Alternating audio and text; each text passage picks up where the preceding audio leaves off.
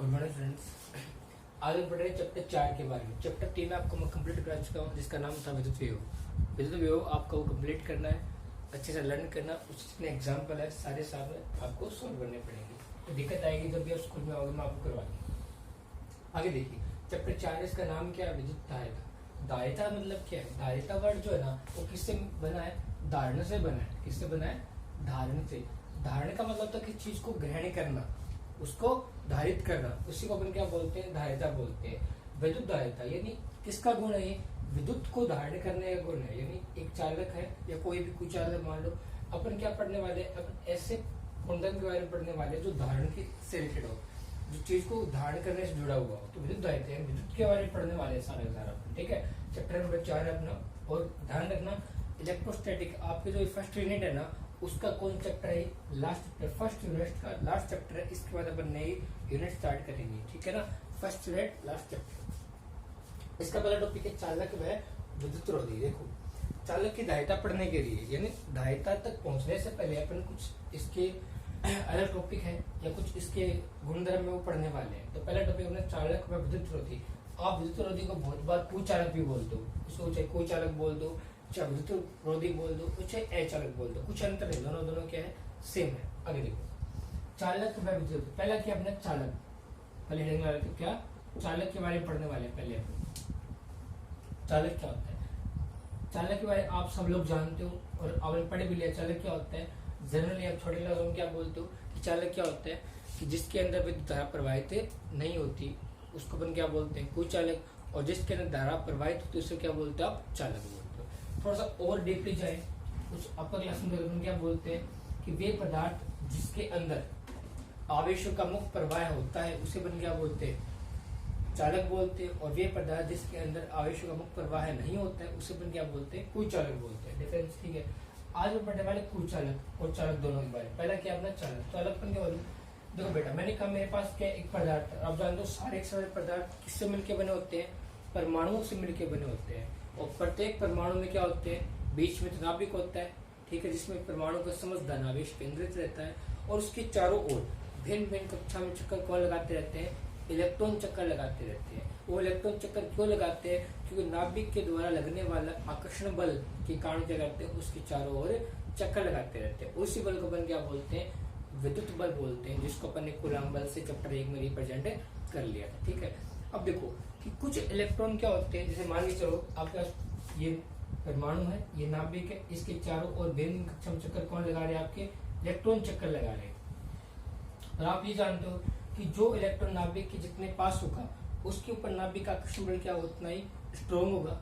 सीधी सी बात है, जितनी नाभिक से दूरी जितनी कम होगी, नाभिक के लगने वाले आकर्षण बल का मान उतना क्या वो ज्यादा हो। अपन जानते हैं F इक्वल टू क्या होता है?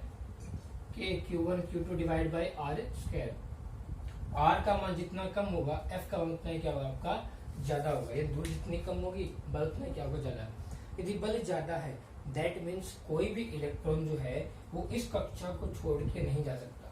नहीं जान देगा। क्यों नहीं जान देगा? क्योंकि नाभिक का आकर्षण बल क्या जाता है। लेकिन अपन जानते हैं कि जैसे जैसे अपन उच्च कक्षाओं में जाते हैं, कहा जाते हैं ऊपर वाली कक्षाओं में जाते हैं, तो ऊपर वाली कक्षाओं के नाभिक से दूरी क्या होती है?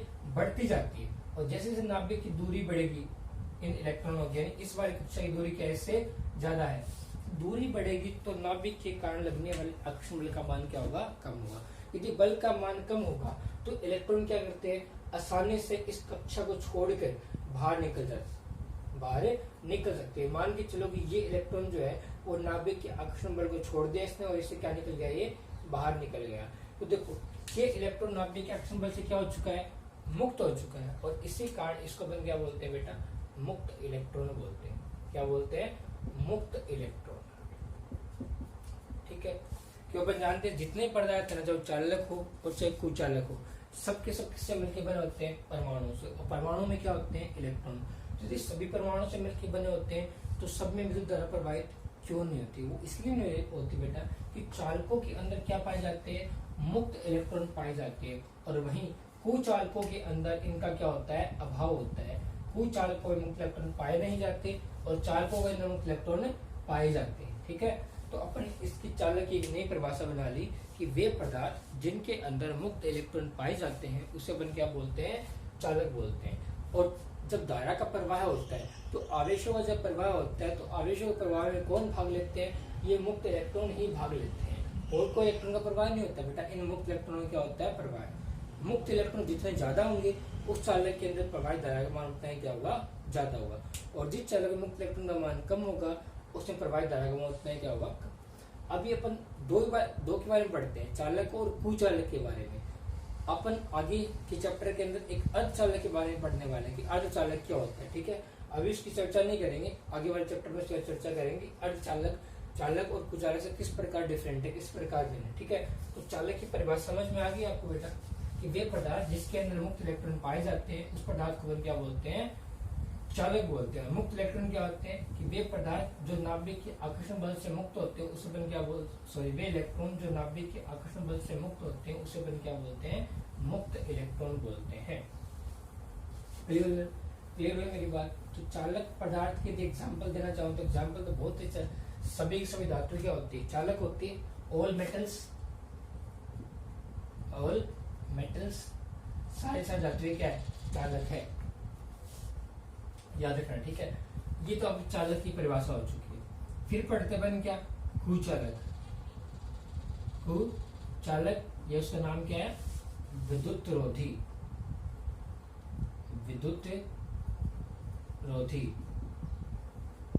कुचालक या फिर विद्युत। ये क्या होते बेटा? सिंबल से परिभाषा जो अपन ने अभी की थी क्या कि वे पदार्थ जिसके अंदर किसी प्रकार के मुक्त इलेक्ट्रॉन नहीं पाए जाते हैं या फिर जिसके अंदर मुक्त इलेक्ट्रॉन का अभाव होता है उसे ये क्या बोलते हैं? कुचालक या विद्युत रोधी। देखो नाम से पता लग रहा है, रोधी क्या होता है? नेगेटिव वर्ड एक प्रकार का। रोधी मतलब रोकना। किसका रोधन कर रहा है? विद्युत का रोधन कर रहा है, यानी ये पदार्थ विद्युत को रोक रहा है, विद्युत को पास नहीं होने दे रहा है, तो इस कारण से क्या बोलते हैं? विद्युत रोधी पदार्थ बोलते हैं। क्लियर हुई बात है? वे पदार्थ जिसके अंदर किसी प्रकार के मुक्त इलेक्ट्रॉन नहीं पाए जाते हैं उसे अपन क्या बोलते हैं? विद्युत रोधी या कुचालक पदार्थ बोलते हैं। यदि इसके अंदर मुक्त इलेक्ट्रॉन नहीं पाए जाते दैट मीन्स इसके अंदर किसी प्रकार का करंट का फ्लो नहीं होगा, किसी प्रकार का विद्युत का चालन नहीं होगा। तो एग्जाम्पल क्या बेटा? बहुत सारे एग्जाम्पल है इसके। तो कांच हो गया आपका, लकड़ी हो गई, प्लास्टिक हो गई, ये सब के सब इसके क्या एग्जाम्पल? और बहुत सारे इसके एग्जाम्पल आप जो डेल में देखते हो तो सारे क्या इसके? रबड़ भी इसके अंदर आ जाता है। ठीक है, तो ये दोनों आगे में चालक क्या होता है और कुचालक क्या होता है। नेक्स्ट देखो, चालक और कुचालक हालांकि आप पहले जानते हो, अपन इसके बारे में डीप स्टडी कर लिया है और सेम ये डेफिनेशन आपको चैप्टर 1 में समझा चुका हूँ कि किस तरह से करते हो, किस तरह से इसको डिफाइन नहीं करते। नेक्स्ट बेटा, एक पदार्थ होता है, एक तो चालक हो गया, एक कुचालक हो गया, एक तीसरा टाइप पढ़ते हैं तो उस अपन क्या बोलते हैं? पेरा वैद्युत पदार्थ। क्या बोलते हैं उसको अपन? पेरा वैद्युत पदार्थ बोलते हैं। देखो कैसे होता है, नया टॉपिक है पेरा वैद्युत पदार्थ। आपको मैं पेरा वैद्युतांक सिखा चुका हूँ चैप्टर 1 के अंदर, यदि आपको याद है तो। क्या था वो कि एप्सिलॉन आर को अपन क्या बोलते हैं? पेरा वैद्युतांक या निर्वात की विद्युतशीलता बोलते हैं। सॉरी, इसके वैल्यू क्या होता है बेटा? Epsilon m divided by epsilon naught. निर्वात की विद्युतशीलता और माध्यम की विद्युतशीलता और निर्वात की विद्युतशीलता का अनुपात क्या लगता है? पेरा वैद्युतांक कहलाता है। इसके बारे में पहले पढ़िए अपन। आज पेरा वैद्युतांक ये तो बेटा, इससे हम क्या बोलते हैं? पेरा वैद्युतांक बोलते हैं। लेकिन आज हम पढ़ने वाले पेरा विद्युत पदार्थ के बारे में कि पेरा विद्युत पदार्थ क्या होता है। क्या देखना, पेरा विद्युत पदार्थ क्या होते हैं? पेरा विद्युत पदार्थ बेटा वे पदार्थ होते हैं कि जिसके अंदर, यानी ये एक प्रकार कैसे पदार्थ है? विद्युत रोधी पदार्थ है। इसके अंदर किसी प्रकार के मुक्त इलेक्ट्रॉन नहीं पाए जाते हैं। इसका मतलब इसके अंदर किसी प्रकार मुक्त इलेक्ट्रॉन नहीं है। दैट मीन्स ये किसकी तरह ट्रीट करेंगे? ये बिल्कुल विद्युत रोधी की तरह ट्रीट करने वाले हैं। एक प्रकार का ऐसा पदार्थ है बेटा, ये विद्युत रोधी पदार्थ है। विद्युत रोधी पहला विद्युत पदार्थ कैसे होते हैं? विद्युत रोधी होते हैं जिसके अंदर धारा का चालन नहीं होता है, धारा का प्रवाह नहीं होता है। लेकिन इसकी एक प्रॉपर्टी है, इसका एक गुणधर्म है। वो गुणधर्म क्या है? वो गुणधर्म बेटा ये बोलता है कि इन पेरा विद्युत पदार्थ को जब आप बाह्य विद्युत क्षेत्र के अंदर रखते हो यानी यदि आप उसको बाहर से विद्युत क्षेत्र दोगे तो उस विद्युत क्षेत्र के कारण ये पराविद्युत पदार्थ क्या करेंगे, ये इन पराविद्युत पदार्थ के अंदर एक प्रकार का विद्युत क्षेत्र क्या हो जाएगा, उत्पन्न हो जाएगा।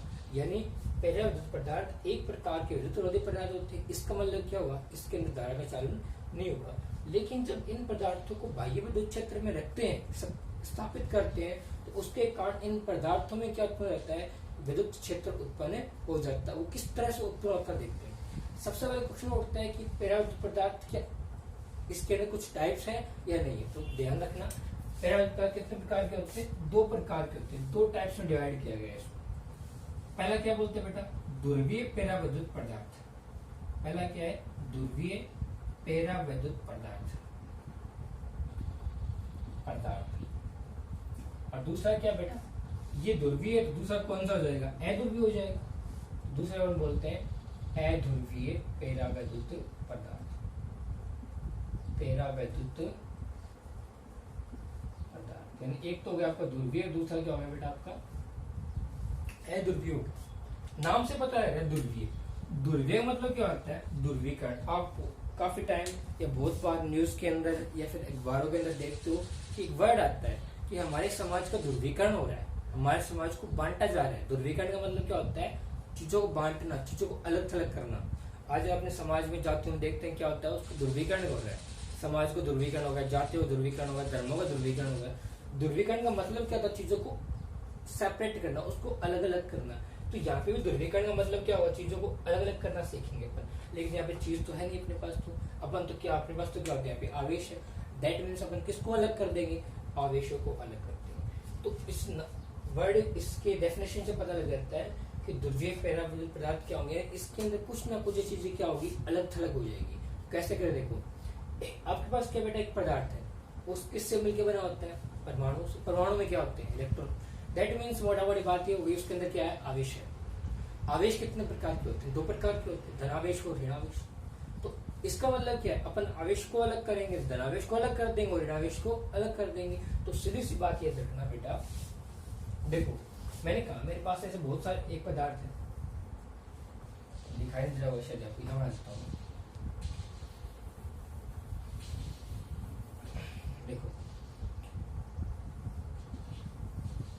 मैंने कहा बेटा एक पदार्थ अपने पास, इसके अंदर बहुत सारे आवेश है, धनावेश है, ऋणावेश है। तो मैंने कहा सारे के सारे धनावेश तो हो गए एक तरफ और सारे सारे ऋणावेश हो गए एक तरफ, ठीक है ना। तो जब ये धनावेश, इसकी क्या बन गई, एक अलग यूनिटी बन गई, और ऋणावेश की एक अलग यूनिटी बन गई। यदि इनकी यूनिटी है, दैट मींस इसके बाद कोई ना कोई क्या है, लीडर भी है इनका, कोई ना कोई क्या इनके पास लीडर है। तो मैंने एक रिप्रेजेंट कर दिया, ये धनावेश का लीडर है बेटा आपके लिए, इसको मैंने कहा क्या, धनावेश का लीडर, और इसको मैंने बोल दिया ऋणावेश का लीडर, ठीक है। यानी ऋणावेश वाला लीडर ऋणावेश के पास बैठेगा और धनावेश वाला लीडर किसके पास बैठेगा, धनावेश के पास बैठेगा। ध्यान रखना, इस ऋणावेश के लीडर अपन क्या बोलते हैं, ऋणावेश का गुरुत्व केंद्र। क्या बोलते हैं, ऋणावेश का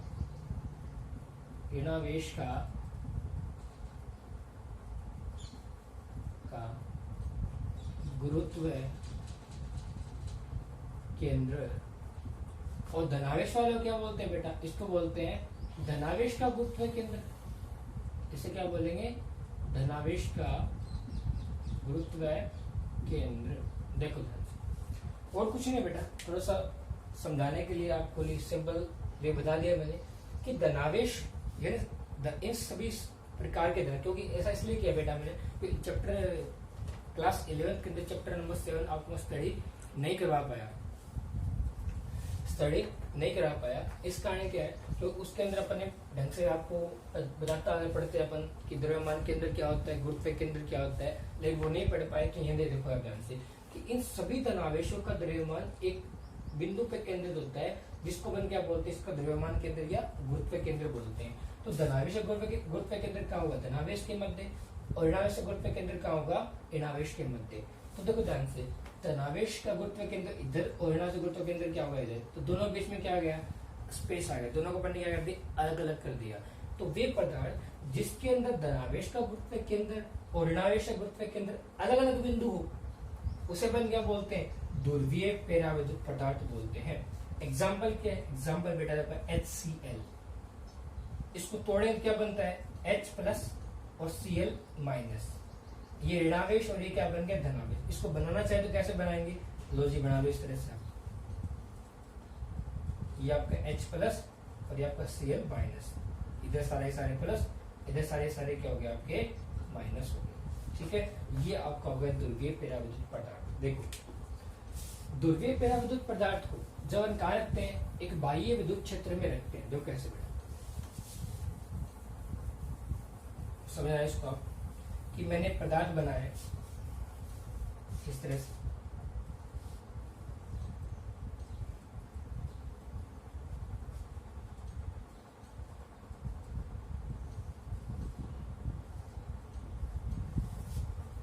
इसके अंदर धनावेशी गुरुत्व के अंदर क्या अलग और ऋणावेशी गुरुत्व के अंदर क्या अलग, इसको इस तरह से रिप्रेजेंट कर दिया मैंने कि जब बाह्य विद्युत क्षेत्र नहीं था उस समय क्या स्थिति थी, ये प्लस हो गया ये माइनस हो गया, ये प्लस हो गया ये माइनस हो गया, ये प्लस हो गया ये माइनस हो गया, इसी प्रकार ये प्लस हो गया ये माइनस। यानी इसमें ध्यान से देखो तो इनकी कोई निश्चित दिशा नहीं है। अपन क्या बोलते हैं, बाह्य विद्युत क्षेत्र की अनुपस्थिति, बाह्य विद्युत क्षेत्र की अनुपस्थिति,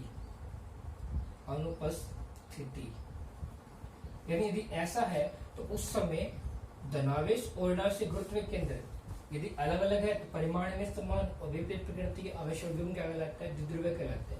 यानी इसका द्विध्रुव आघूर्ण जो है वो क्या नहीं है, संरेखित नहीं है। अगली कंडीशन देखो, यदि मैं ऐसा कर दूं,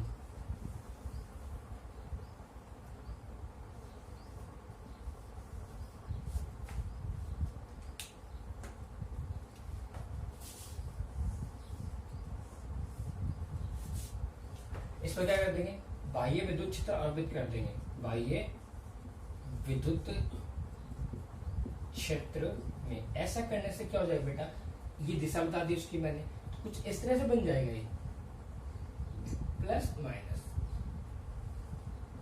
plus minus plus minus plus minus plus minus और प्लस माइनस। इसका मतलब सबके सब क्या हो गए, संरेखित हो गए। कब हुए, जब अपन ने बाह्य विद्युत क्षेत्र आरोपित किया। ध्यान से देखना कि ये क्या आपका विद्युत क्षेत्र की दिशा है, तो सबके सब धनावेश क्या हो गए, विद्युत क्षेत्र की दिशा में संरेखित हो गए, और ऋणावेश क्या हो गए, विद्युत क्षेत्र की विपरीत दिशा में क्या हो गया, संरेखित हो गया। तो ये आपका क्या था बेटा, आपका ध्रुवीय पेराविद्युत पदार्थ है। ठीक है, बाकी अपन अध्रुवीय पदार्थ के बारे में नेक्स्ट क्लास में पढ़ते हैं।